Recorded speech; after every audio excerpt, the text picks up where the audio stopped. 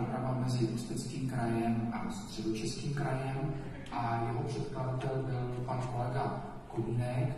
Tak já bych ho poprosil o návrh toho usnesení nebo otevření toho bodu, protože vím, že mezi tím tady ještě probíhala nějaká čilá publikace o textu návrhu usnesení. Pane kolegu, máte slovo. Děkuji, takže návrh je ve 3 bodech. V první bodě nesouhlasí, se zastupitelstvu Ústeckého kraje pod 17 let. V první bodě nesouhlasí se záměrem Středočeského kraje zrušit vlakovou dopravu na tratích Lužná Hora, Kovník a Žatec a Slaný Louny.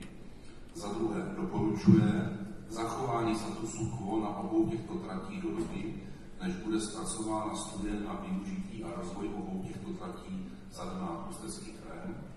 A za třetí ukládá radnímu pro dopravu a silniční hospodářství Tomáši Rigerovi informovat o tomto stanovisku Středočeský kraj a dotčené obce a pokračovat s ním dalším jednáním.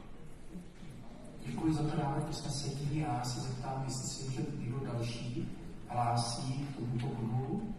Nevidím občanů zájem a nevidím ani další přihlášky do diskuse, ani řekněme dotazy k tomuto návrhu usnesení.